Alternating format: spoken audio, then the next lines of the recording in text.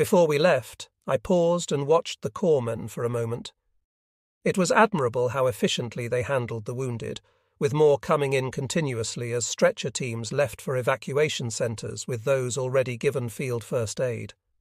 We split up, moved apart a little, and sought shelter along the slope to await orders. I found a commodious two-man standing foxhole commanding a perfect wide view of the draw for a long distance right and left.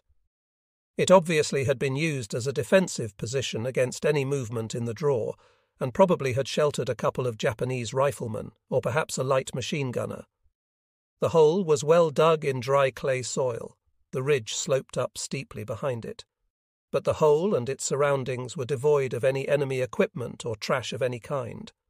There wasn't so much as an empty cartridge case or ammo carton to be seen. But there were enemy tracks in the soft soil thrown out of the hole, tracks of tabi sneakers and hobnail sole field shoes. The Japanese had become so security conscious they not only removed their dead when possible, but sometimes even picked up their expended brass, just as we did on a rifle range. Sometimes all we found were bloodstains on the ground where one had been killed or wounded. They removed everything they could when possible to conceal their casualties. But when they removed even empty cartridge cases, and we found only tracks, we got an eerie feeling, as though we were fighting a phantom enemy. During their battle on the Motobu Peninsula in April, Marines of the 6th Division had seen evidence of increased security consciousness on the part of the Japanese. But we had seen nothing like it on Peleliu, and Guadalcanal veterans had told me nearly every Japanese they field-stripped had a diary on him. The same was said about Gloucester. After sitting out another thunderous barrage of friendly artillery fire, the three of us shouldered our weapons and moved along the ridge to rejoin Company K. Once together, our company formed into an extended file and headed westward toward the regimental right flank. I lost track of the date as we moved about for several days. The shell-blasted terrain was treeless and increasingly low and flat. We dug in, were shelled off and on, and were thoroughly bewildered as to where we were, other than we were said to be still somewhere in Wanadraw. Shuri loomed to our left front. About that time, Bergin was wounded. He was hit in the back of the neck by a shell fragment. Fortunately, he wasn't killed. Bergin was a Texan and as fine a sergeant as I ever saw. He was a Gloucester veteran whose luck had run out. We would miss him from the mortar section and were delighted when he returned later after 18 days of convalescence. The weather turned cloudy on the 21st of May, and the rains began. By midnight, the drizzle became a deluge.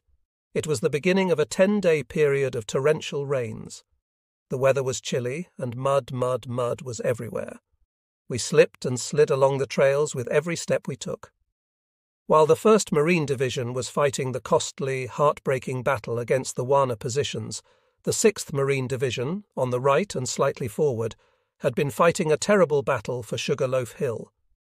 Sugarloaf and the surrounding pieces of prominent terrain, the Horseshoe and Half Moon, were located on the main ridge running from Naha to Shuri. Like Wana, they were key Japanese defensive positions in the complex that guarded the Shuri Heights. During the morning of the 23rd of May, the boundary between the 1st Marine Division and the 6th Marine Division shifted to the right, west, so the latter could rearrange its lines. The 3D Battalion, 5th Marines, went into line on the right to take over the extended front. I remember the move vividly, because we entered the worst area I ever saw on a battlefield, and we stayed there more than a week. I shudder at the memory of it. We shouldered our weapons and gear, and the column telescoped its way circuitously through muddy draws, slipping and sliding along the slopes of barren hills to avoid observation and consequent shelling by the enemy. It rained off and on. The mud got worse the farther we went. As we approached our destination, the Japanese dead, scattered about in most areas since the 1st of May, became more numerous. When we had dug in near enemy dead and conditions permitted, we always shoveled soil over them in a vain effort to cut down the stench and to control the swarming flies. But the desperate fighting for 10 days against and around Sugarloaf Hill, and the continued, prolonged Japanese artillery and mortar fire, had made it impossible for the Marine units there to bury the enemy dead. We soon saw that it also had been impossible to remove many Marine dead. They lay where they had fallen, an uncommon sight even to the veterans in our ranks. It was a strong marine tradition to move our dead, sometimes even at considerable risk, to an area where they could be covered with a poncho and later collected by the grave's registration people. But efforts to remove many Marines killed in the area we entered had been in vain, even after Sugarloaf Hill had been captured following days of terrible fighting. The rains had begun the 21st of May, almost as soon as Sugarloaf Hill had been secured by men of the 6th Marine Division. Because of the deep mud, the able-bodied could scarcely rescue and evacuate their wounded and bring up vital ammo and rations. Regrettably, the dead had to wait. It couldn't have been otherwise. We slogged along through a muddy draw around the base of a knoll. On our left, we saw 6 Marine corpses.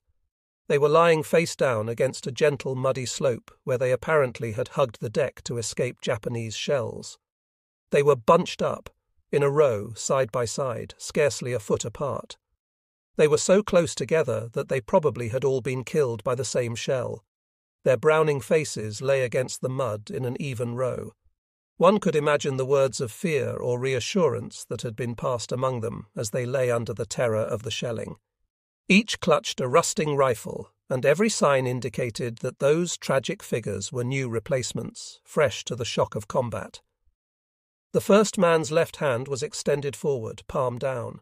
His fingers clutched the mud in a death grip. A beautiful, shiny gold watch was held in place around the decaying wrist by an elaborate gold metal stretch band.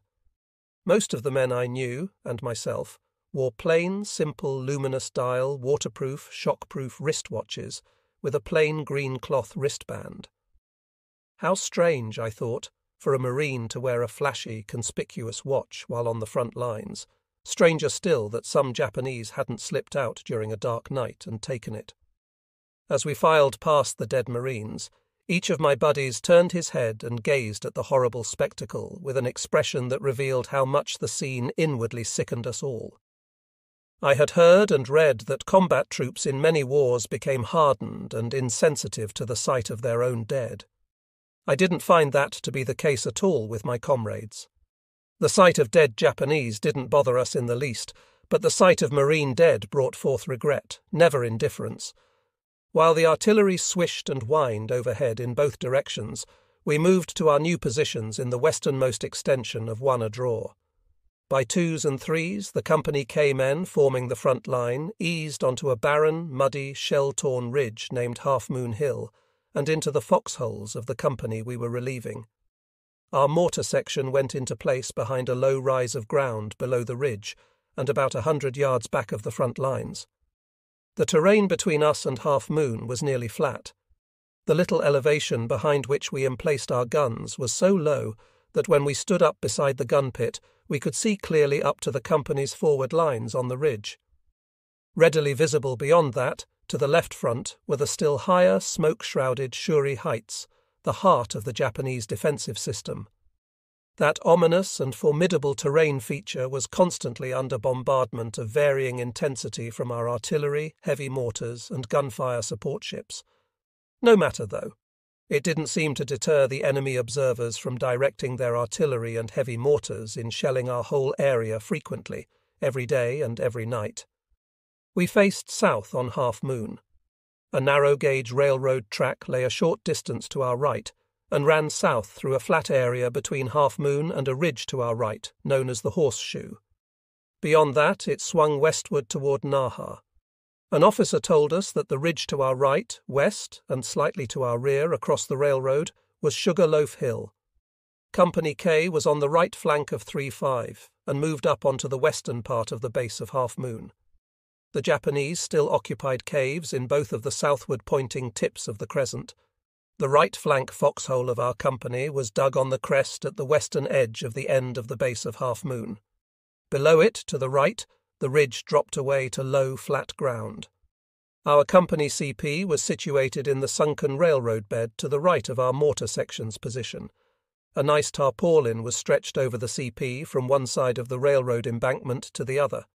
This kept the post snug and dry, while torrents of chilly rain kept shivering riflemen, machine gunners, and mortarmen soaked, cold, and miserable day and night in open foxholes. The rain greeted us as we moved into our assigned area.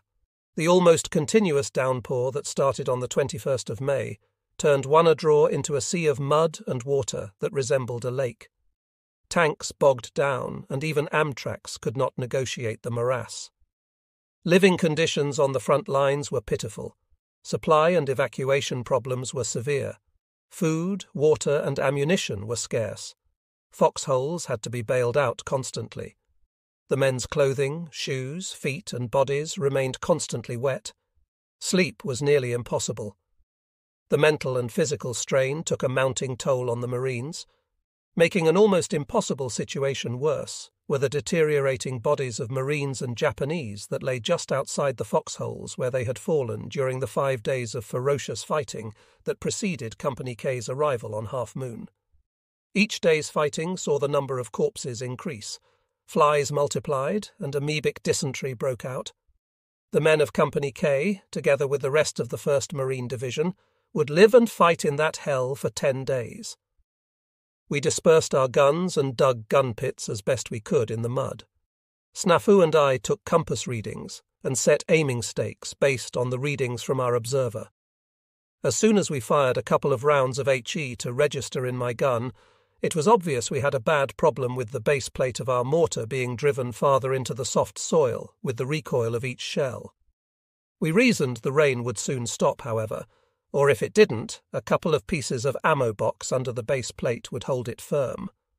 What a mistake! After digging in the gun, registering on the aiming stakes, and preparing ammo for future use, I had my first opportunity to look around our position. It was the most ghastly corner of hell I had ever witnessed. As far as I could see, an area that previously had been a low grassy valley with a picturesque stream meandering through it was a muddy, repulsive, open sore on the land. The place was choked with the putrefaction of death, decay, and destruction. In a shallow defilade to our right, between my gun pit and the railroad, lay about 20 dead Marines, each on a stretcher and covered to his ankles with a poncho, a commonplace, albeit tragic scene to every veteran. Those bodies had been placed there to await transport to the rear for burial. At least those dead were covered from the torrents of rain that had made them miserable in life, and from the swarms of flies that sought to hasten their decay. But as I looked about, I saw that other Marine dead couldn't be tended properly. The whole area was pocked with shell craters and churned up by explosions. Every crater was half full of water, and many of them held a Marine corpse. The bodies lay pathetically just as they had been killed, half submerged in muck and water, rusting weapons still in hand. Swarms of big flies hovered about them. "Why ain't them poor guys been covered with ponchos?" mumbled my foxhole buddy, as he glanced grimly about with a distraught expression on his grizzled face. His answer came the moment he spoke. Japanese 75mm shells came whining and whistling into the area. We cowered in our hole as they crashed and thundered around us. The enemy gunners on the commanding Shuri heights were registering their artillery and mortars on our positions. We realized quickly that any time any of us moved out of our holes, the shelling began immediately.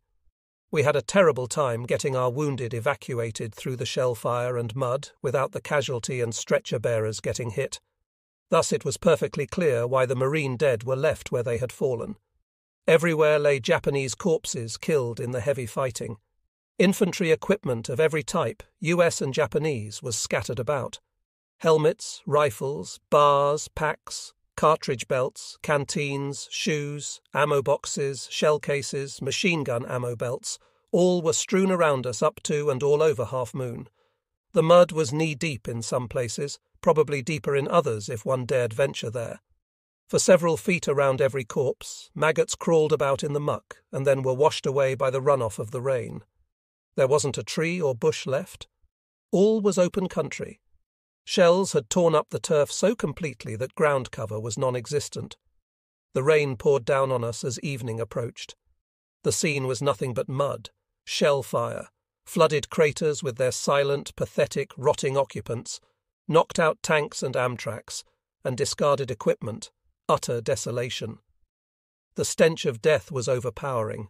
The only way I could bear the monstrous horror of it all was to look upward away from the earthly reality surrounding us, watch the leaden grey clouds go scudding over, and repeat over and over to myself that the situation was unreal, just a nightmare, that I would soon awake and find myself somewhere else. But the ever-present smell of death saturated my nostrils. It was there with every breath I took. I existed from moment to moment, sometimes thinking death would have been preferable. We were in the depths of the abyss, the ultimate horror of war. During the fighting around the Umabrogel pocket on Peleliu, I had been depressed by the wastage of human lives. But in the mud and driving rain before Shuri, we were surrounded by maggots and decay. Men struggled and fought and bled in an environment so degrading I believed we had been flung into hell's own cesspool. Not long after 3 to 5 took over Half Moon, several of us were on a work party, struggling through knee-deep mud to bring ammo from the rear up to the mortar positions. We passed near the company CP in the railroad bed. "Hey, you guys! Look at there! Stumpy's in bad shape," said a Marine in an excited low voice. We all stopped and looked toward the CP. There was our CO, Stumpy Stanley, just outside the edge of the tarpaulin, trying to stand by himself. But he had to be supported by a man on each side. He looked haggard and weary and was shaking violently with malarial chills. He could barely hold up his head. The men supporting him seemed to be arguing with him. He was objecting as best he could, but it was a feeble effort because he was so sick. "Po Stumpy got that bug so bad he could hardly stand up, but look a there, he's all man, by God. He doesn't want to be evacuated," said Snafu gravely. "He's a damn good Joe," someone else said. We thought highly of Stumpy and respected him greatly. He was a good skipper and we had confidence in him. But malaria made him too ill to stay on his feet. The chilly rain, the emotional stress, and the physical exertion and strain of those days were enough to make a well man collapse. Obviously, those who had malarial infections couldn't possibly keep going. So, for the second time in May, we lost our commanding officer. Stumpy was the last of our Peleliu officers, and his evacuation ended an era for me. He was the last tie to Captain Andy Haldane. For me, Company K was never the same after that day.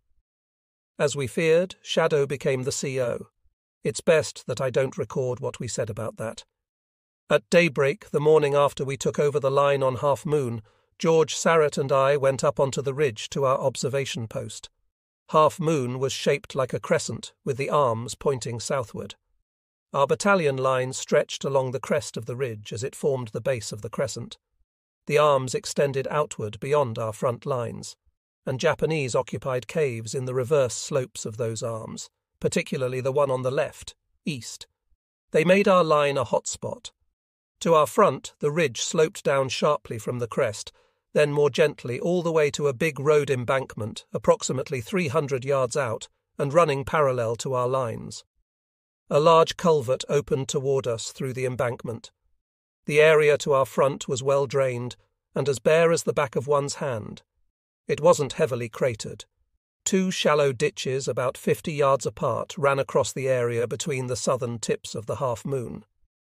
These ditches were closer to the road embankment than to our lines. The sloping area leading to the culvert resembled an amphitheatre bordered by the base of the crescent, where we were, to the north, the arms of the crescent extending southward, and the high road embankment running east and west at the southern end.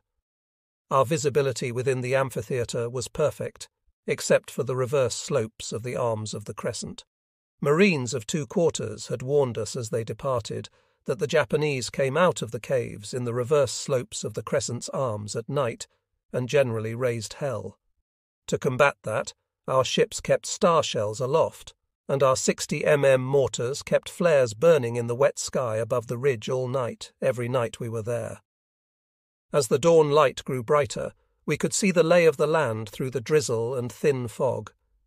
So we registered the mortar section's 3 guns with an aiming stake on one of each of 3 important terrain features. We had one gun register in on the reverse slope of the left-hand extension of the Half Moon. A second mortar we registered on the reverse slope of the road embankment. We registered the third gun to cover the area around the mouth of the culvert. No sooner had we registered the guns than we got a reaction. Big 90mm Japanese mortar shells began crashing along the crest of the ridge.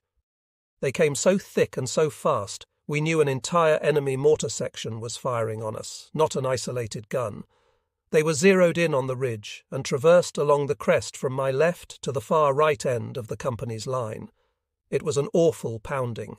Each big shell fluttered and swished down and went off with a flash and an ear-splitting crash. Shrapnel growled through the air, and several men were wounded badly. Each shell threw stinking mud around when it exploded. The wounded were moved down behind the ridge with great difficulty because of the slippery, muddy slopes. A corpsman gave them aid, and they were carried to the rear, shocked, torn, and bleeding. An uneasy quiet then settled along the line. Suddenly someone yelled, "There goes one!"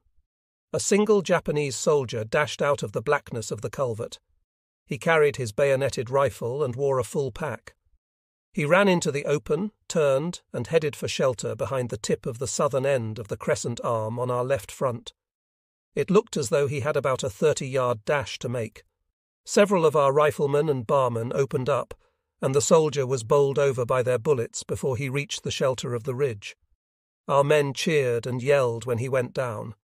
As the day wore on, more Japanese ran out of the culvert in ones and twos and dashed for the shelter of the same ridge extension. It was obvious they wanted to concentrate on the reverse slope there, from where they could launch counterattacks, raids, and infiltration attempts on our front line. Obviously, it was to our best interest to stop them as quickly as possible. Any enemy soldier who made it in behind that slope might become one's unwelcome foxhole companion some night. When the Japanese ran out of the culvert, our men fired on them and nearly always knocked them down. The riflemen, barmen, and machine gunners looked on it as fine target practice because we received no return small arms fire and the Japanese mortars were quiet. I kept busy with the field glasses, observing, adjusting range, and calling fire orders onto the slope and the road embankment. I had the Tommy with me, but it wasn't as steady and accurate at the 200 to 300-yard range as an M1 Garand rifle. We had an M1 and an ammo belt in our OP, though, and I wanted to throw down that phone and the field glasses and grab up that M1 every time an enemy popped into view. As long as our mortar section was firing a mission, I had no choice but to continue observing. The Japanese kept up their efforts to move behind the slope. Some made it because our men missed them. Our 60mm mortar shells crashed away steadily on the target areas. We could see Japanese emerge from the culvert and be killed by our shells. The longer this action continued without our receiving any return fire, the more relaxed my buddies became. The situation began to take on certain aspects of a rifle range, or more likely an old-fashioned turkey shoot. My buddies started making bets about who had hit which Japanese. Lively arguments developed, but with rifles, bars, and several machine guns firing simultaneously, no one could tell for sure who hit which enemy soldier. The men yelled and joked more and more in one of their few releases from weeks of tension under the pounding of heavy weapons, so they began to get careless and to miss some of the Japanese scurrying for the slope. Shadow saw this. He ran up and down our firing line, cursing and yelling at everybody. Then the men settled down and took more careful aim. Finally, the enemy stopped coming, and I received orders to call "cease firing" to our mortars. We sat and waited. During the lull, I moved over into the machine gun emplacement next to our mortar OP to visit with the gunner. It contained a Browning .30 caliber water-cooled heavy machine gun, manned by a gunner who had joined Company K as a replacement after Peleliu. On Pavuvu, he and I had become good friends. We called him Kathy, after a chorus girl he knew in California. He was married and very much in love with his wife, so he bore a heavy burden of guilt because he had had an affair with Kathy on his way overseas and couldn't get her out of his mind. As we sat alone in the machine gun pit, he asked me whether I wanted to see a picture of Kathy. I said yes. He carefully and secretively picked up his rain-soaked combat pack and took out a waterproof plastic map holder. Folding back the canvas cover, he said, "Here she is." My eyes nearly popped out of my head.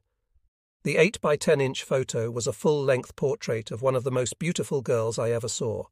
She was dressed or undressed in a scanty costume that exposed a good portion of her impressive physical endowments. I gasped audibly, and Kathy said, "Isn't she a beauty?" "She really is," I told him, and added, "You've got a problem on your hands with a girl like that chorus girl and a wife you love."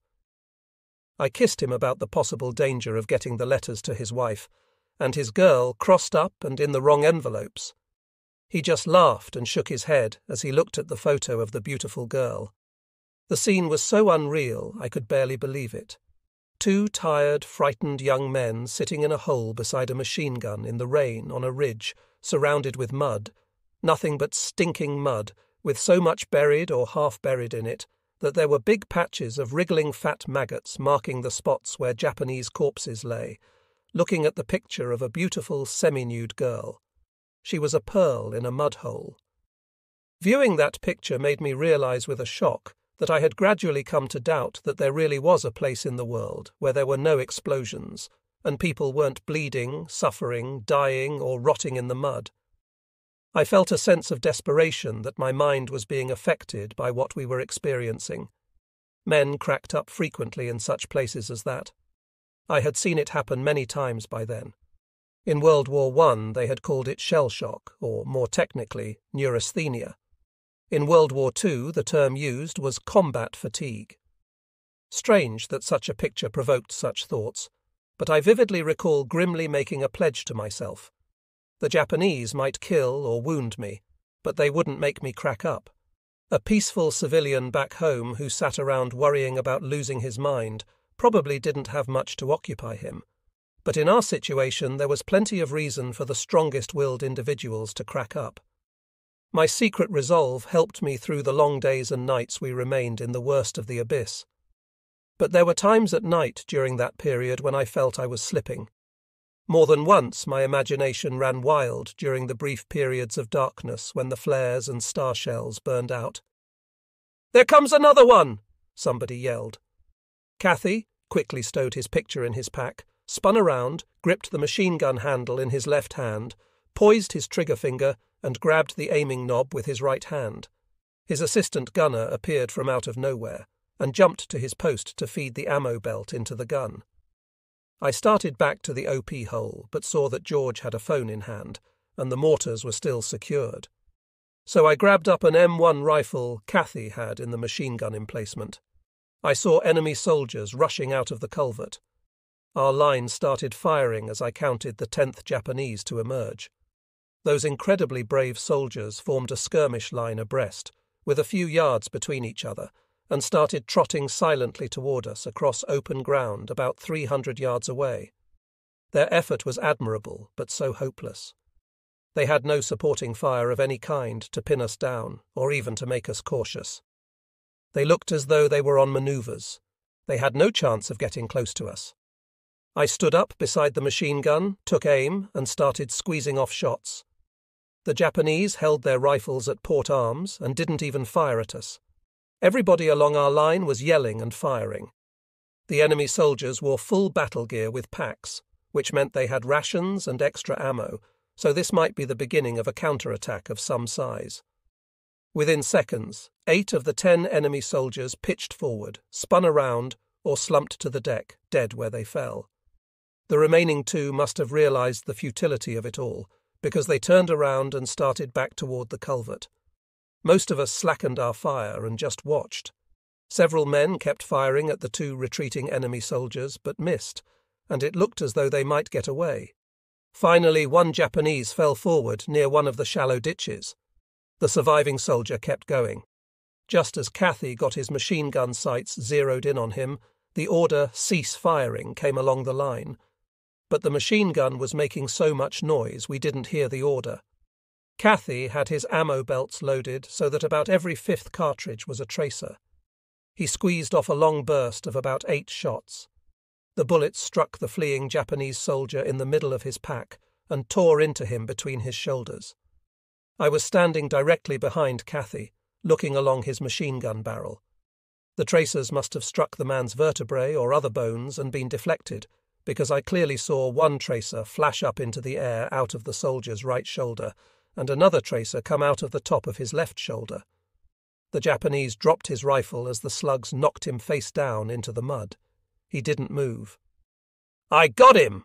I got the fool!"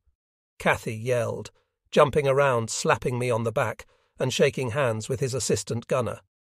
He had reason to be proud. He had made a good shot. The enemy soldier who fell near the ditch began crawling and flopped into it. Some of the men started firing at him again. The bullets kicked up mud all around the soldier as he slithered desperately along in the shallow ditch, which didn't quite hide him. Machine gun tracers ricocheted off the ground like vicious red arrows as the Japanese struggled along the shallow ditch. Then, on one of the rare occasions I ever saw compassion expressed for the Japanese by a Marine who had to fight them, one of our men yelled, "Knock it off, you guys! The poor fool's already hit and ain't got a snowball's chance in hell." Someone else yelled angrily, "You stupid jerk! He's a Japanese, ain't he? You gone Asian or something?" The firing continued, and bullets hit the mark. The wounded Japanese subsided into the muddy little ditch. He and his comrades had done their best. They died gloriously on the field of honour for the Emperor, is what their families would be told. In reality, their lives were wasted on a muddy, stinking slope for no good reason. Our men were in high spirits over the affair, especially after being pounded for so long. But Shadow was yelling, "Cease firing, you dumb fools!" He came slipping and sliding along the line, cursing and stopping at intervals to pour out storms of invective on some smiling, muddy Marine. He carried his helmet in his left hand and periodically took off his cap and flung it down into the mud until it was caked. Each man looked glum and sat or stood motionless until Shadow had finished insulting him and moved on. As Shadow passed the machine gun pit, he stopped and screamed at Kathy, who was still jumping around in jubilation over his kill. "Knock it off, you fool!" Then he glared at me and said, "You're supposed to be observing the mortars. Put that rifle down, you fool." I wasn't impetuous, but had I thought I could get away with it, I would certainly have clubbed him over the head with that M1 rifle. I didn't, but Shadow's asinine conduct and comment did make me rash enough to say, "The guns are secured, sir. We were all sent out here to kill Japanese, weren't we? So what difference does it make what weapon we use when we get the chance?" His menacing expression turned into surprise and then doubt. With a quizzical look on his face, he cocked his head to one side as he pondered my remark, while I stood silently with the realization that I should have kept my mouth shut. The fine sergeant accompanying Shadow half glared and half smiled at me. Suddenly, without another glance, Shadow strode off along the ridge crest, cursing and yelling at the Marines in each foxhole as he passed them. I resolved to keep my mouth shut in the future. As daylight waned, I looked out to our front through the drizzling rain falling through the still, foul air. A wisp of smoke rose straight up from the pack of the Japanese soldier Kathy had shot. The tracers had set something on fire. The thin finger of smoke rose high and then spread out abruptly to form a disk that appeared to rest on the column. So delicate and unreal, the smoke stood in the stagnant, fetid air like a marker over the corpse. Everything out there was motionless, only death and desolation among the enemy bodies. George and I got orders to return to our mortar gun pits. Someone else would man the OP for the night. Getting back to the mortar emplacements from the company's front line was a major effort and an extremely dangerous one. From the moment we stepped to the rear of the crest of the ridge to descend the muddy slope, it was like trying to walk down a greased slide. A large and unknown number of Japanese all over the ridge had been killed during the early counterattacks. They had been covered with soil as soon as possible, and Japanese were still being killed out front. Infiltrators also were being killed all along the ridge at night. Our men could only spade mud over them. The situation was bad enough, but when enemy artillery shells exploded in the area, The eruptions of soil and mud uncovered previously buried Japanese dead and scattered chunks of corpses. Like the area around our gun pits, the ridge was a stinking compost pile. If a Marine slipped and slid down the back slope of the muddy ridge, he was apt to reach the bottom vomiting. I saw more than one man lose his footing and slip and slide all the way to the bottom, only to stand up horror-stricken as he watched in disbelief while fat maggots tumbled out of his muddy dungaree pockets, cartridge belt, legging lacings, and the like. Then he and a buddy would shake or scrape them away with a piece of ammo box or a knife blade. We didn't talk about such things. They were too horrible and obscene even for hardened veterans. The conditions taxed the toughest I knew, almost to the point of screaming. Nor do authors normally write about such vileness. Unless they have seen it with their own eyes, it is too preposterous to think that men could actually live and fight for days and nights on end under such terrible conditions and not be driven insane. But I saw much of it there on Okinawa, and to me the war was insanity. Some time later we learned that Doc had survived the trip to the aid station with the stretcher team, and that he would live. He returned to his native Texas, where he remains one of my most faithful friends from our days in K-35. The rains became so heavy that at times we could barely see our buddies in the neighbouring foxhole. We had to bail out our gun pit and foxholes during and after each downpour, or they filled with water. Snafu and I dug a deep foxhole close to the gun pit and placed pieces of wooden ammo crates across braces set on the muddy clay at the bottom. At one end of this foxhole, beyond the extension of the boards, we dug a sump. As the surface water poured into our foxhole and down under the boards, we bailed out the sump with a sea ration can for a day or two. But the soil became so saturated by continued downpours that water poured in through the four sides of the foxhole as though it were a colander. We then had to use a discarded helmet to bail out the sump because the ration couldn't take out water fast enough to keep up with that pouring in. The board floor kept us out of the water and mud, provided we worked diligently enough at the bailing detail. Necessity being the mother of invention, we had reinvented the equivalent of duckboards commonly used in flooded World War I trenches. The duckboards pictured and described in 1914-18 in Flanders were, of course, often prefabricated in long sections and then placed in the trenches by infantrymen. But the small board floor we placed in our foxhole served the same function. Continued firing finally caused my mortar's base plate to drive the pieces of wood supporting it deep into the mud in the bottom of the gun pit. We couldn't sight the gun properly. We tugged and pulled the gun up out of the mud. Then it was a choice of emplacing it either on some firmer base in the gun pit or on the surface outside. The latter prospect would have meant death from enemy shelling, so we had to come up with something better in a hurry. Somebody got the bright idea of building a footing on which to rest the base plate. So in the bottom of the gun pit, we dug out a deep square hole larger than the base plate and lined it with boards. We next placed several helmets full of coral gravel we found in the side of the railroad bed into the footing. We set the mortar's base plate on the firm coral footing, resighted the gun, and had no more trouble with recoil driving the base plate into the mud. I suppose the other two squads in our mortar section fixed their guns' base plates in the same manner. The Japanese infantry kept up their activity to our front and tried to infiltrate our lines every night, sometimes with success. Snafu made good use of the threat he had made to the CP on Peleliu about any enemy headed toward the company KCP. On Peleliu one night after we came off the lines, Snafu shot 2 Japanese with his Thompson. He had killed one and fatally wounded the other. A sergeant made Snafu bury the dead soldier. Snafu objected strenuously because he said, and rightly so, if he hadn't shot the Japanese they would have kept on going right into the company CP. Sarge said maybe so, but the corpse had to be buried, and since Snafu had shot it, he must bury it. Snafu promised he would never shoot another enemy soldier headed for the CP. One day, as dawn broke with a thin fog and a pelting rain, Snafu woke me out of the nearest thing to sleep that could be attained in that miserable place with, "Halt, who goes there? What's the password?" Jolted out of my fatigue stupor, I saw Snafu's face silhouetted against the grey sky. Rain poured off his helmet, and drops of moisture on the end of each whisker of the thick stubble beard on his jutting square jaw caught the dim light like glass beads.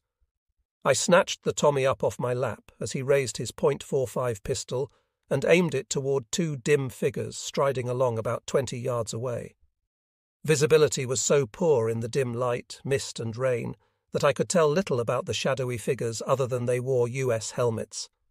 At the sound of Snafu's challenge, the two men speeded up instead of halting and identifying themselves. "Halt, or I'll fire!" he yelled. The two took off for the railroad bed as fast as they could on the slippery ground. Snafu fired several shots with his .45 but missed. Shortly we heard a couple of American grenades explode in the railroad bed. Then a buddy yelled that the Japanese had been killed by his grenades. Daylight came rapidly, so we went over to the railroad embankment to ask what had happened. When Snafu and I got to the foxhole by the railroad embankment, we found two Marine snipers grinning and laughing. The grenade explosions had scared the Marines in the dryness under the tarpaulin in the company CP and had chased them out into the rain. They were drifting back to the shelter as we arrived. We waved, but got only glares in return. We took a look at the dead enemy before returning to our foxhole. They had been wearing Marine helmets, but otherwise were dressed in Japanese uniforms. A grenade had exploded in the face of one. There was no face and little head remaining. The other wasn't as badly mangled. Snafu and I returned to our hole and got settled just in time to see Hank come stalking along from the CP. He was stopping at every foxhole along the way to find out who had been so negligent as to let the Japanese soldiers get past them, and almost to the CP. Hank arrived at our foxhole and asked us why we hadn't seen the two soldiers pass, if one of us was on watch as we were supposed to be. Snafu spoke up immediately and said, "Hell, I saw 'em go right by here, but I reckoned they were headed for the company CP." He didn't mention his challenging the Japanese or firing at them. Hank looked astonished and said, "What do you mean, Snafu?" Snafu swelled with indignation and answered, "You remember when they made me bury that Japanese I shot on Peleliu when them two was headed for the CP?" "Yeah, so what?" answered Hank in a low, menacing voice. "Well, I told them then if they made me bury him, then by God, next time I saw a Japanese heading for the CP, I wasn't gonna stop him." I groaned in a low voice. "Oh, shut up, Snafu." One didn't talk like that to a senior NCO and get away with it.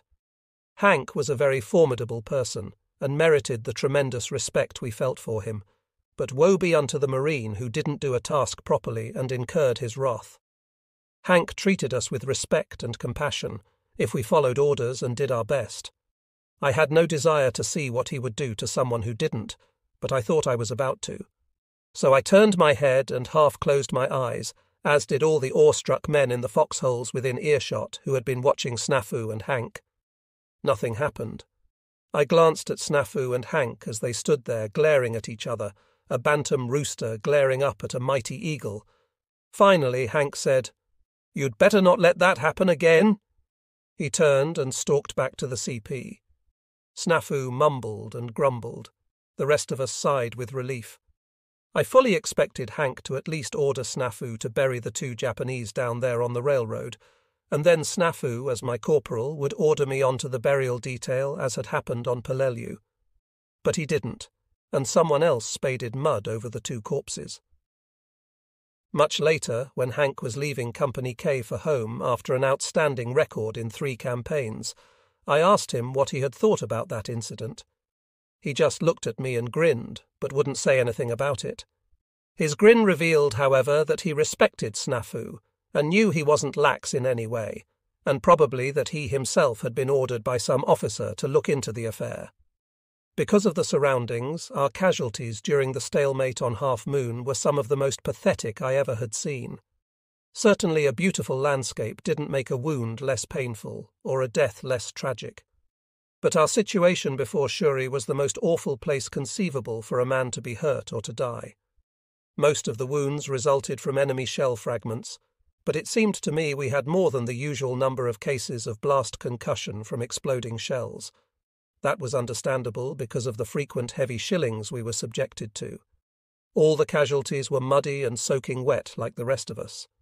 That seemed to accentuate the bloody battle dressings on their wounds and their dull expressions of shock and pain, which made the horror and hopelessness of it all more vivid as we struggled through the chilly driving rain and deep mud to evacuate them. Some of the concussion cases could walk and were helped and led. Some seemed to have no sure sense of direction, to the rear like men walking in their sleep. Some wore wild-eyed expressions of shock and fear. Others, whom I knew well, though could barely recognize, wore expressions of idiots or simpletons knocked too witless to be afraid any more. The blast of a shell had literally jolted them into a different state of awareness from the rest of us. Some of those who didn't return probably never recovered, but were doomed to remain in mental limbo and spend their futures in a veterans' hospital as living dead.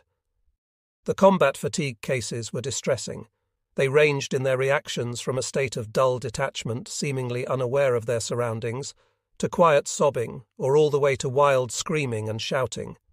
Stress was the essential factor we had to cope with in combat, under small arms fire, and in warding off infiltrators and raiders during sleepless, rainy nights for prolonged periods.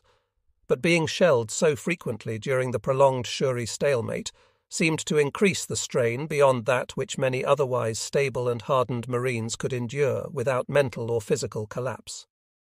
In addition to the wounded, quite a number of men were evacuated and described in the muster rolls simply as sick. Some of them suffered attacks of malaria, others had fever, respiratory problems, or were just exhausted, and seemed to have succumbed to the rigours of exposure and the chilly rains. There were numerous cases of pneumonia. Many men weren't evacuated, although they suffered serious ailments resulting from the cold rains and being soaking wet for more than a week. Most of us had serious trouble with our feet. An infantryman with sore feet was in miserable shape under the best of living conditions. During a period of about 14 or 15 days, as near as I can calculate the time, from the 21st of May to the 5th of June, my feet and those of my buddies were soaking wet, and our boondockers were caked with sticky mud. Being up on the line and frequently shelled prevented a man from taking off his boondockers to put on a pair of dry socks. And even if he had dry socks, there was no way to clean and dry the leather boondockers.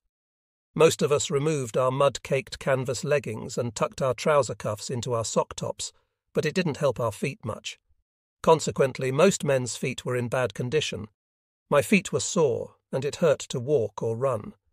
The insides of my boondockers gave me the sensation of being slimy when I wiggled my toes to try to warm my feet with increased circulation.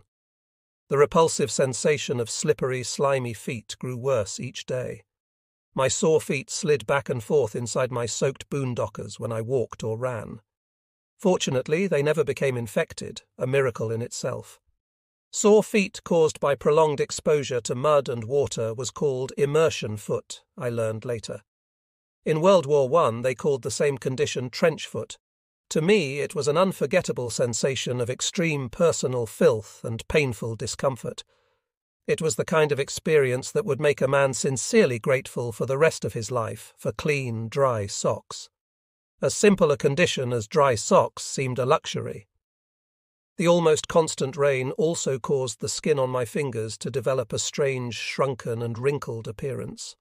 My nails softened. Sores developed on the knuckles and backs of both hands. These grew a little larger each day and hurt whenever I moved my fingers. I was always knocking the scabs off against ammo boxes and the like. Similar sores had tormented combat troops in the South Pacific campaigns and were called jungle rot or jungle sores. Our own mail came up to us in canvas bags, usually with the ammo and rations. It was of tremendous value in boosting sagging morale.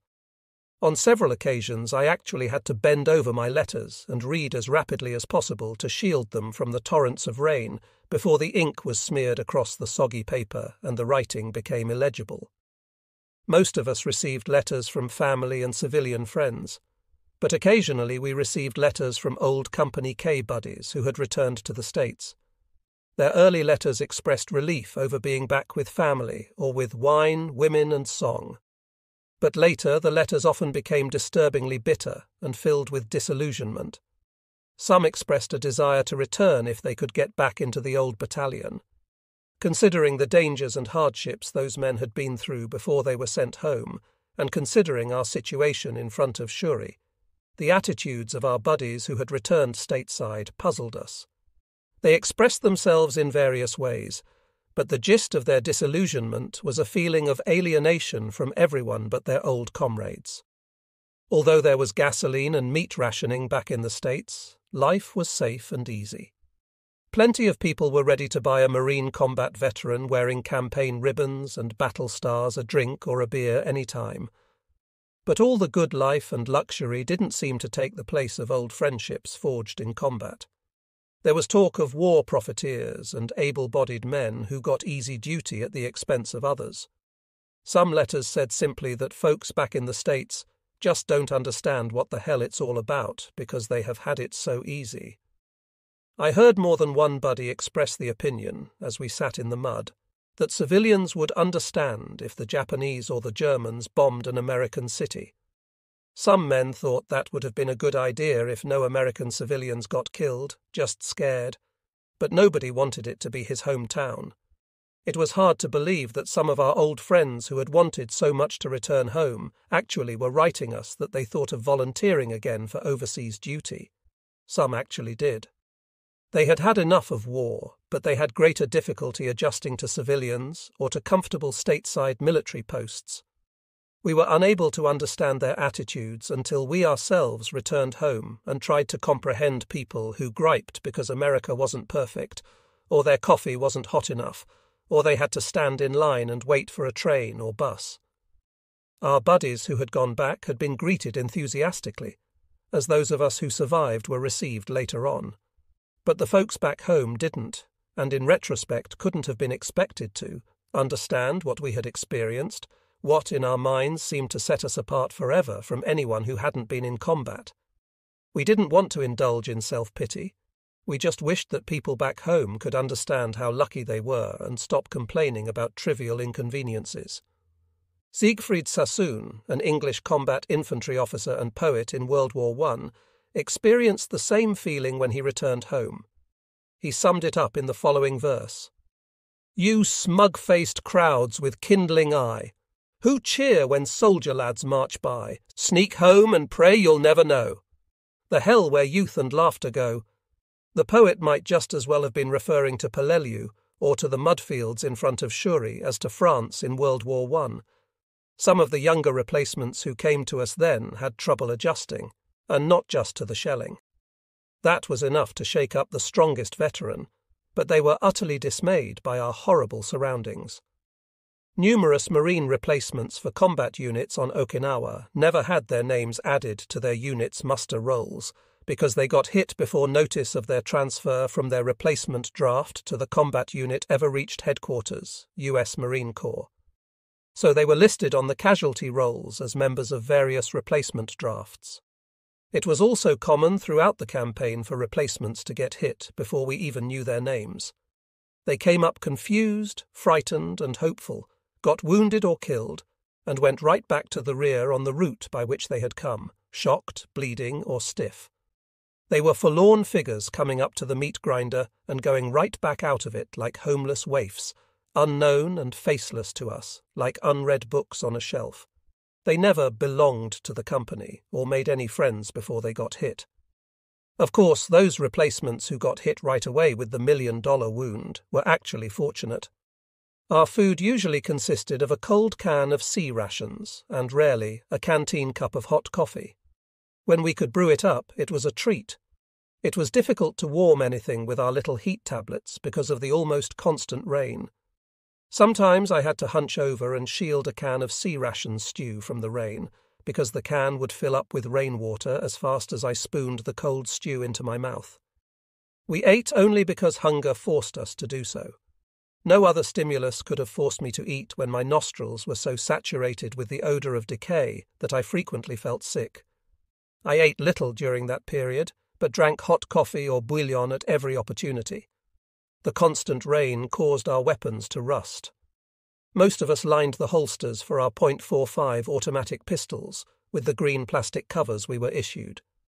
These came in long sleeve-like pieces and could be placed over carbines, rifles, and Tommy guns. We kept a plastic hood draped over our mortar when it wasn't in use. This plastic cover was issued to be placed over ourselves while crouching down to avoid being sprayed with mustard gas, should that weapon have been used by the Japanese. We kept our weapons heavily oiled and actually had little trouble with them considering the battlefield conditions. Field sanitation was non-existent because of the shelling and the mud. Each man simply used a grenade canister or ammo carton and threw his own waste out into the already foul mud around his foxhole. By day the battlefield was a horrible scene, but by night it became the most terrible of nightmares. Star shells and flares illuminated the area throughout the nights, but were interspersed with moments of chilling, frightening blackness. Sleep was almost impossible in the mud and cold rain, but sometimes I wrapped my wet poncho around me and dozed off for brief periods, while my foxhole mate was on watch and bailing out the hole. One usually had to attempt to sleep while sitting or crouching in the foxhole. As usual, we rarely ventured out of our foxholes at night, unless to care for wounded or to get ammunition. When a flare or star shell lighted the area, everyone froze just as he was, then moved during the brief periods of darkness. When the area lit up with that eerie greenish light, the big raindrops sparkled like silver shafts as they slanted downward. During a strong wind, they looked as though they were being driven along almost horizontally to the deck. The light reflected off the dirty water in the craters and off the helmets and weapons of the living and the dead. I catalogued in my mind the position of every feature on the surrounding terrain. There was no vegetation, so my list consisted of mounds and dips in the terrain, foxholes of my comrades, craters, corpses, and knocked-out tanks and Amtraks. We had to know where everyone, living and dead, was located. If one of us fired at an enemy infiltrating or on a raid, he needed to know where his comrades were so as not to hit them. The position and posture of every corpse was important, because infiltrating Japanese also would freeze when illuminating shells lit up, so they might go unnoticed among the dead. The longer we stayed in the area, the more unending the nights seemed to become. I reached the state where I would awake abruptly from my semi-sleep, and if the area was lit up, note with confidence my buddy scanning the terrain for any hostile sign. I would glance about, particularly behind us, for trouble. Finally, before we left the area, I frequently jerked myself up into a state in which I was semi-awake during periods between star shells. I imagined marine dead had risen up and were moving silently about the area. I suppose these were nightmares, and I must have been more asleep than awake, or just dumbfounded by fatigue. Possibly they were hallucinations, but they were strange and horrible. The pattern was always the same. The dead got up slowly out of their waterlogged craters or off the mud, and with stooped shoulders and dragging feet, wandered around aimlessly, their lips moving as though trying to tell me something. I struggled to hear what they were saying. They seemed agonized by pain and despair. I felt they were asking me for help. The most horrible thing was that I felt unable to aid them. At that point I invariably became wide awake and felt sick and half-crazed by the horror of my dream. I would gaze out intently to see if the silent figures were still there, but saw nothing. When a flare lit up, all was stillness and desolation, each corpse in its usual place. Among the craters off the ridge to the west was a scattering of marine corpses. Just beyond the right edge of the end foxhole, the ridge fell away steeply to the flat, muddy ground. Next to the base of the ridge, almost directly below me, was a partially flooded crater about 3 feet in diameter and probably 3 feet deep. In this crater was the body of a marine whose grisly visage has remained disturbingly clear in my memory. If I close my eyes, he is as vivid as though I had seen him only yesterday. The pathetic figure sat with his back toward the enemy and leaned against the south edge of the crater. His head was cocked, and his helmet rested against the side of the crater so that his face, or what remained of it, looked straight up at me. His knees were flexed and spread apart. Across his thighs, still clutched in his skeletal hands, was his rusting bar. Canvas leggings were laced neatly along the sides of his calves and over his boondockers. His ankles were covered with muddy water, but the toes of his boondockers were visible above the surface. His dungarees, helmet, cover, and 782 gear appeared new. They were neither mud-spattered nor faded. I was confident that he had been a new replacement. Every aspect of that big man looked much like a Marine taking 10 on manoeuvres before the order to move out again. He apparently had been killed early in the attacks against the Half Moon, before the rains began. Beneath his helmet brim I could see the visor of a green cotton fatigue cap. Under that cap were the most ghastly skeletal remains I had ever seen, and I had already seen too many. Every time I looked over the edge of that foxhole down into that crater, that half-gone face leered up at me with a sardonic grin. It was as though he was mocking our pitiful efforts to hang on to life in the face of the constant violent death that had cut him down. Or maybe he was mocking the folly of the war itself. I am the harvest of man's stupidity. I am the fruit of the Holocaust. I prayed like you to survive, but look at me now. It is over for us who are dead, but you must struggle, and will carry the memories all your life. People back home will wonder why you can't forget. During the day I sometimes watched big raindrops splashing into the crater around that corpse, and remembered how as a child I had been fascinated by raindrops splashing around a large green frog as he sat in a ditch near home. My grandmother had told me that elves made little splashes like that, and they were called water babies. So I sat in my foxhole and watched the water babies splashing around the green dungaree-clad corpse. What an unlikely combination! The war had turned the water babies into little ghouls that danced around the dead, instead of little elves dancing around a peaceful bullfrog. A man had little to occupy his mind at Shuri, just sit in muddy misery and fear, tremble through the shellings, and let his imagination go where it would. One of the very few humorous incidents I saw during those terrible days before Shuri occurred toward the end of the awful stalemate. 2 Marines from the other mortar squad were dug in to the left of my gun pit. One morning at the first pale light of dawn, I heard a commotion in their foxhole. I could hear a poncho being flung aside as someone began thrashing around. There were grunts and swearing. I strained my eyes through the steaming rain and brought the Tommy gun up to my shoulder. From all indications, 1 or more Japanese had slipped up on the weary occupants of the foxhole, and they were locked in a life-and-death struggle. But I could do nothing but wait and alert other men around us. The commotion grew louder, and I could barely make out 2 dark figures struggling in the foxhole. I was utterly helpless to aid a buddy in distress, because I couldn't identify who was a Marine and who was Japanese. None of us dared leave his own foxhole and approach the 2. The enemy soldier must have already knifed one of the Marines and was grappling with the other, I thought. The dark figures rose up. Standing toe-to-toe, they leaned into each other and exchanged blows with their fists. Everyone's eyes were fixed on the struggling figures, but could see little in the semi-darkness and pouring rain. The mumblings and swearing became louder and understandable, and we heard, "You dumb man! Give me that range card! It's mine!" I recognized the voice of a man who had come into Company K before Okinawa. "No, it's not. It's mine. You better gimme it. I don't take no crap from nobody." The latter was the familiar voice of Santos, a Peleliu veteran. We all started in surprise. "Hey, you guys, what the hell's going on over there?" growled an NCO. The 2 struggling figures recognized his voice and immediately stopped hitting each other. "You 2 ate bulls," the NCO said as he went over to them. "It would have served you right if we had shot you both. We figured a Japanese had got in your foxhole." Each of the 2 battlers protested that the other was the cause of all the trouble. The light was good by then, and some of us went over to their foxhole to investigate. "What's all the row about?" I asked. "This, by God! Nothing but this!" snarled the NCO as he glared at the 2 sheepish occupants of the foxhole and handed me a range card. I was puzzled why 2 Marines would squabble over a range card. But when I looked at the card, I saw it was special and unique. Impressed on it in lipstick was the ruby-red imprint of a woman's lips.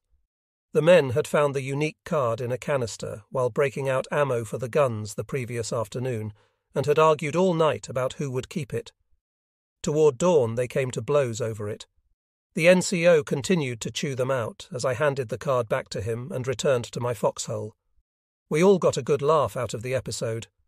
I often wondered what that woman back in that ammunition factory in the States would have thought about the results of her efforts to add a little morale booster for us in a canister of mortar ammo. During the last few days of May, we received several small but vicious counterattacks from the Japanese soldiers who had been occupying the caves in the reverse slope of Half Moon's left-hand arm. One morning we got a message that a large number of enemies was massing behind the crescent. I was ordered to leave the OP and return to the gun pit in preparation for a big fire mission. I moved down the ridge and across the reeking, shell-pocked wasteland to the gun pits without mishap. Once there, we squared away the 360mm mortars to fire on the reverse slope of the left crescent arm. The firing pattern of the mortars was arranged to box in the Japanese and prevent their escape while our 3 guns shelled the area heavily in an attempt to wipe them out. Consequently, we had to fire rapid fire, searching and traversing the target area. The ammo carriers were kept busy breaking out more HE shells, but I was so busy on my mortar I didn't have time to notice them. The tube, barrel, became intensely hot. We wrapped a dungaree jacket around the lower half of it, and one of the ammo carriers poured helmets full of water taken from a shell crater over the cloth to cool the steaming barrel, while we continued rapid fire. We fired. I don't know how many hundreds of shells before the order came to cease firing. My ears rang. I was exhausted and had a roaring headache.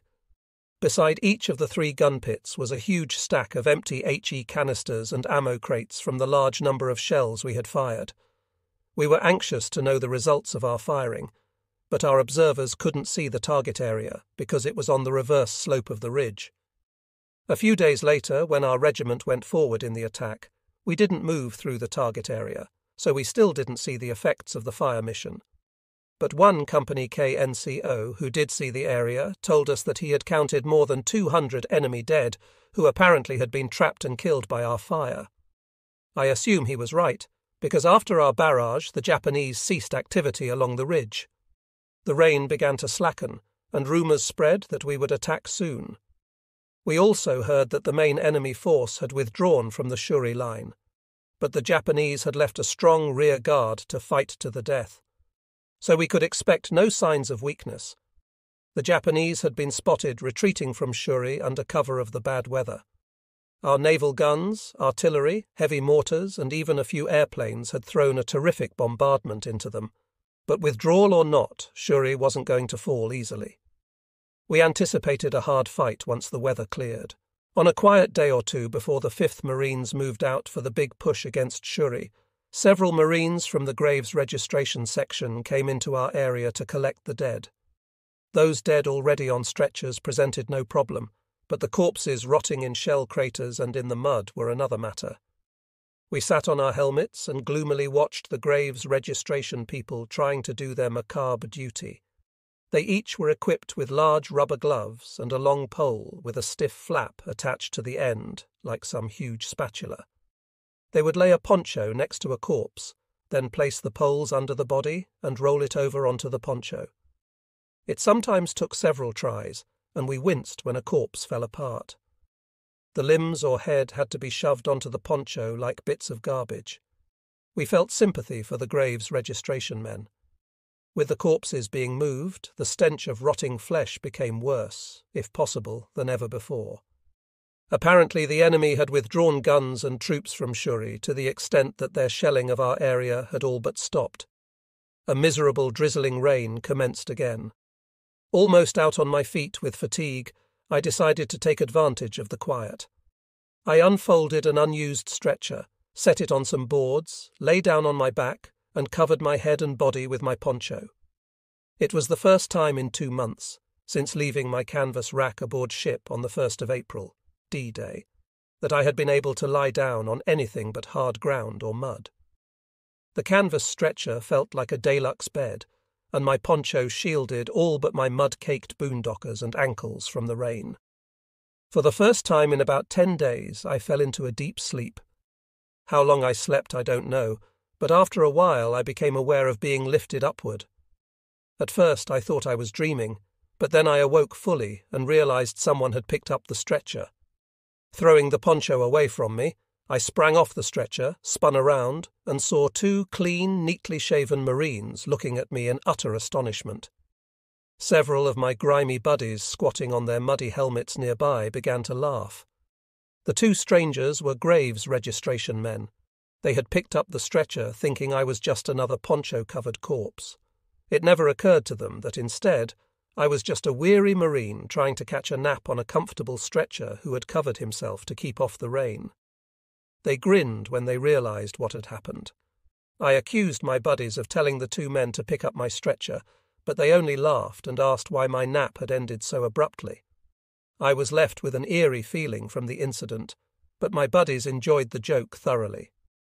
Dawn broke clearly without rain on the 28th of May, and we prepared to attack later in the morning.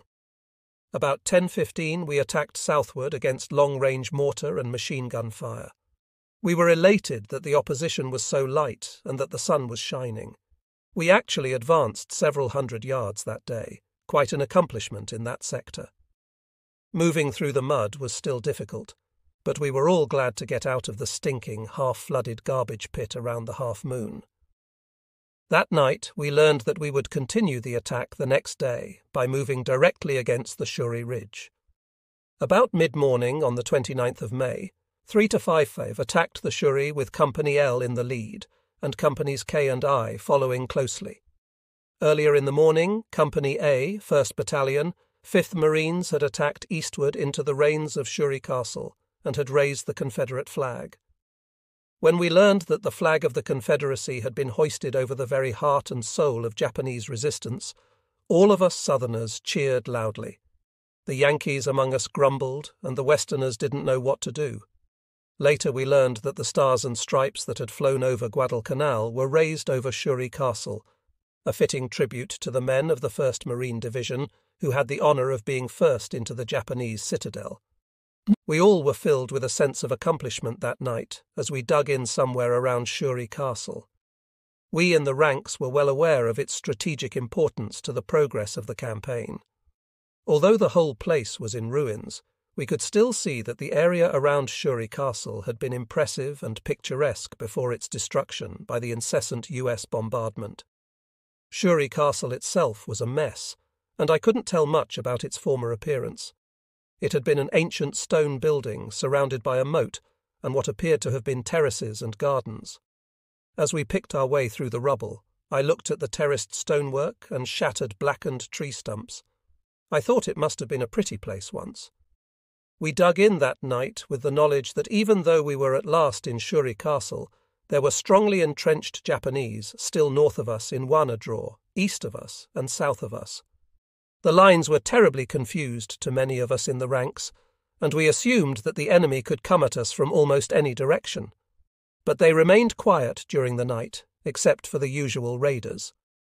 We attacked again the next day and got shelled badly. I was totally confused as to where we were for several days, and can't clarify it now in my mind, even after careful study of the notes and references at my disposal.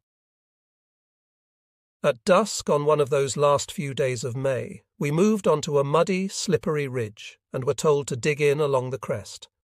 One of the 360 mm mortar squads was to set up its gun down behind the ridge, but my squad and the remaining squad were ordered to dig in along the ridge crest and to function as riflemen during the night. The weather turned bad again, and it started raining. Mac, our mortar section leader, was nowhere to be seen. But Duke, who had been our section leader on Peleliu, and who was by then leading the battalion's 81 mm mortar platoon, came up to take charge. He ordered an NCO to have us dig 2-man foxholes 5 yards apart along the crest of the ridge. My buddy went off down the ridge to draw ammo and chow while I prepared to dig. The ridge was about 100 feet high, quite steep, and we were on a narrow crest. Several discarded Japanese packs, helmets, and other gear lay scattered along the crest. From the looks of the muddy soil, the place had been shelled heavily for a long time. The ridge was a putrid place. Our artillery must have killed Japanese there earlier, because the air was foul with the odour of rotting flesh. It was just like being back at Half Moon Hill. Off toward our front to the south, I had only a dim view through the gathering gloom and curtain of rain of the muddy valley below. The men digging in on both sides of me cursed the stench and the mud. I began moving the heavy, sticky clay mud with my entrenching shovel to shape out the extent of the foxhole before digging deeper. Each shovelful had to be knocked off the spade because it stuck like glue. I was thoroughly exhausted and thought my strength wouldn't last from one sticky shovelful to the next. Kneeling on the mud, I had dug the hole no more than 6 or 8 inches deep when the odour of rotting flesh got worse. There was nothing to do but continue to dig, so I closed my mouth and inhaled with short, shallow breaths. Another spadeful of soil out of the hole released a mass of wriggling maggots that came welling up as though those beneath were pushing them out. I cursed and told the NCO as he came by what a mess I was digging into. "You heard him," he said, "put the holes 5 yards apart." In disgust, I drove the spade into the soil, scooped out the insects and threw them down the front of the ridge.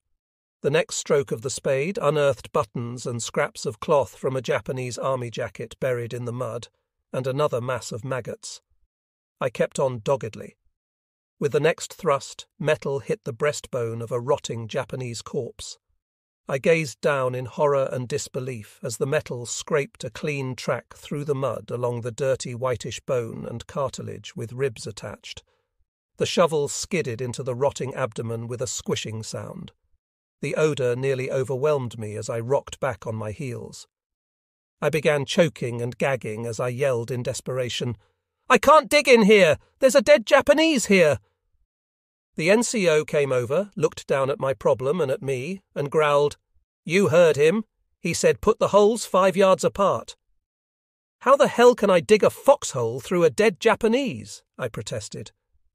Just then, Duke came along the ridge and said, "What's the matter, Sledgehammer?" I pointed to the partially exhumed corpse. Duke immediately told the NCO to have me dig in a little to the side, away from the rotting remains.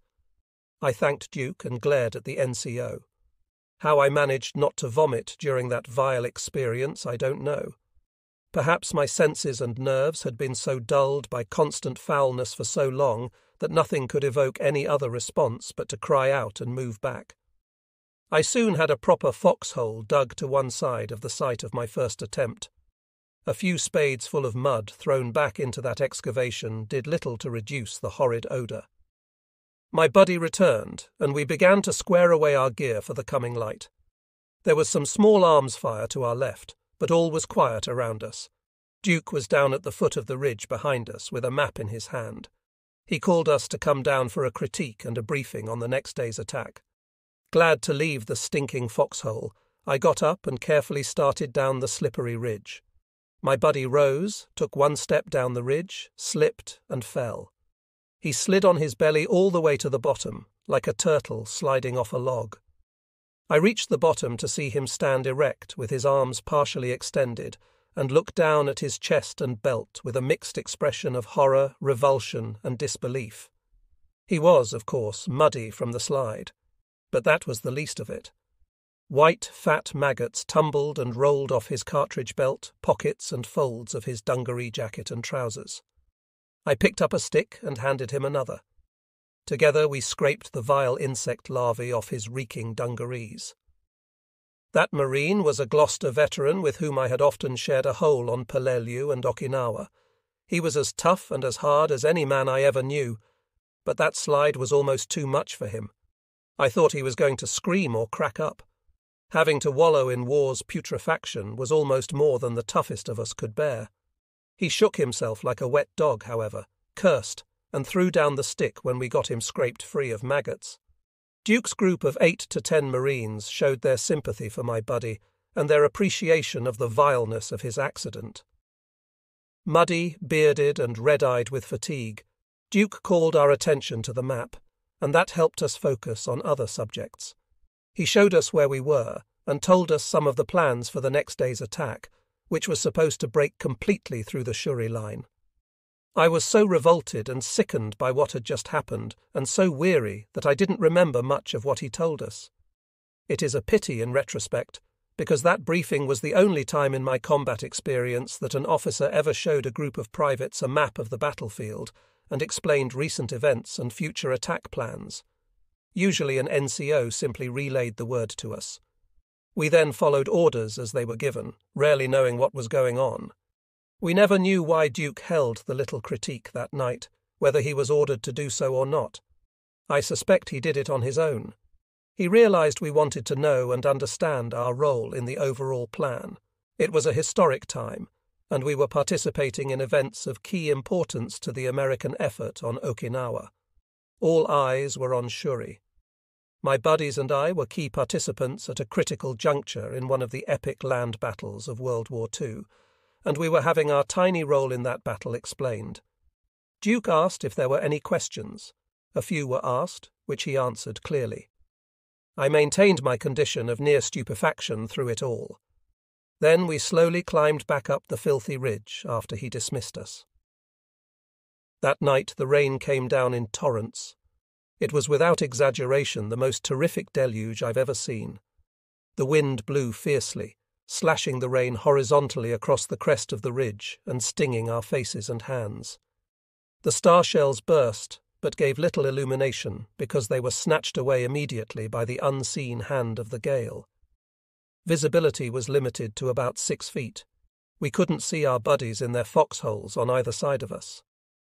What a terrible night to grapple with Japanese infiltrators or a counterattack, I thought to myself all night long.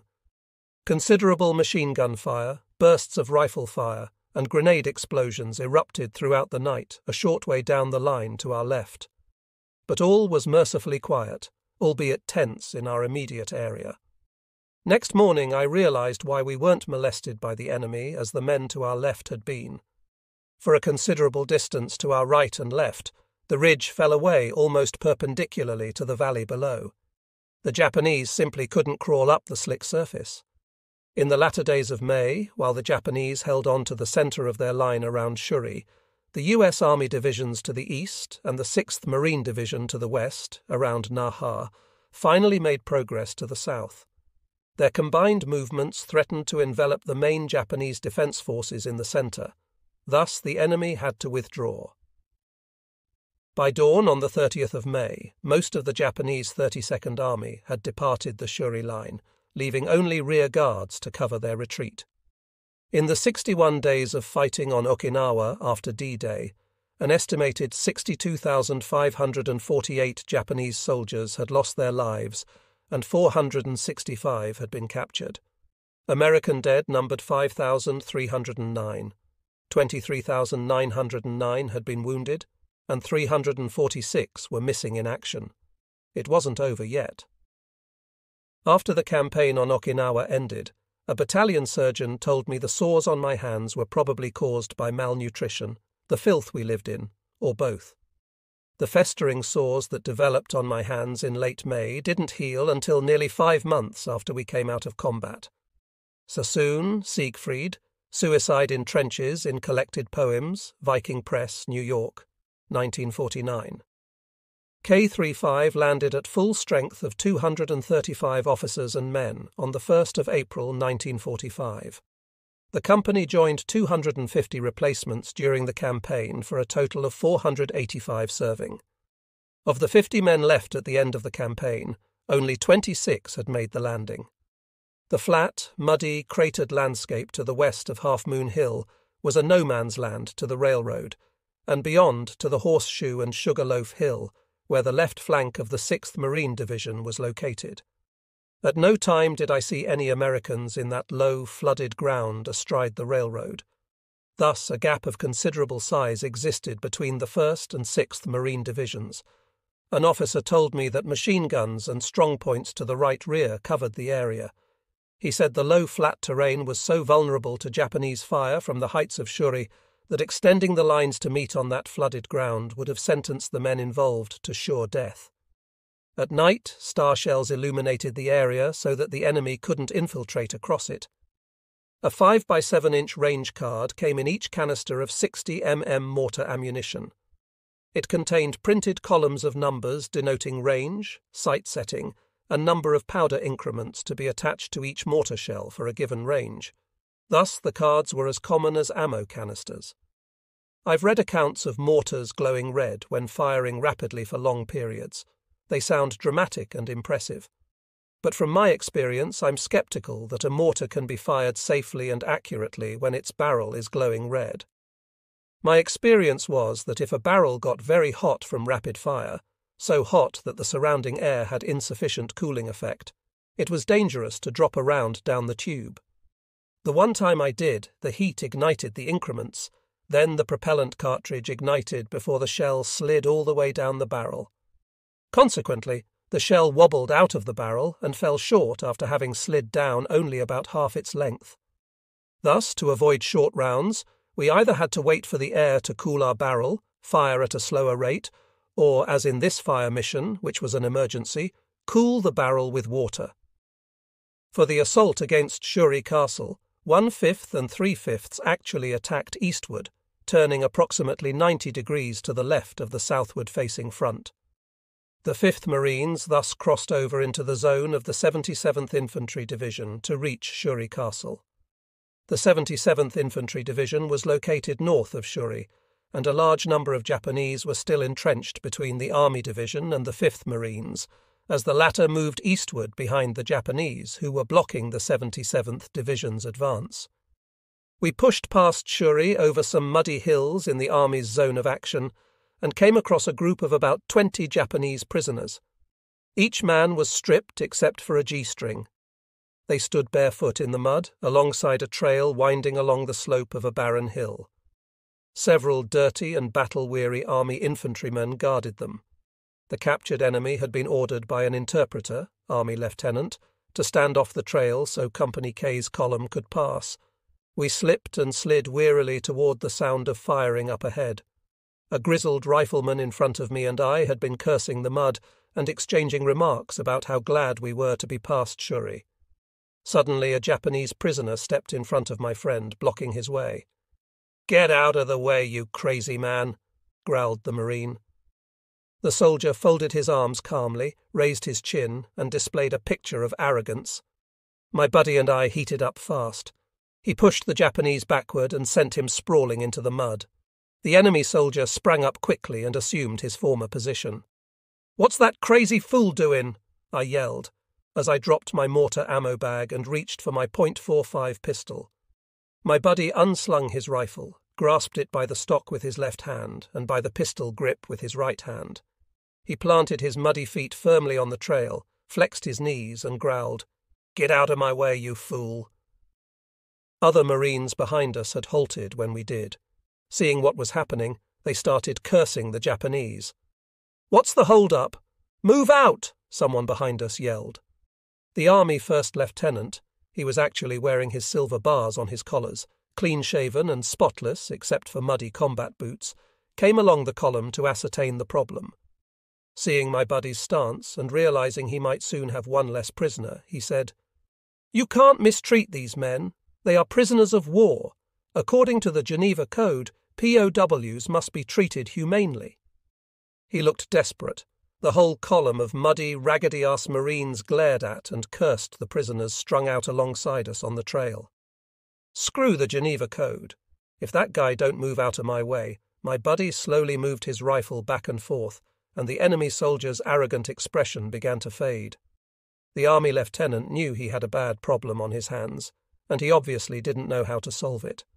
It was commonly said that Marines rarely took prisoners. A couple of GI riflemen of the prisoner guard detail stood by relaxed and grinned their endorsement of our sentiments. They obviously had been in the meat grinder long enough to have no more love for the Japanese than we did. The lieutenant obviously wasn't one of their officers, but from some rear echelon outfit.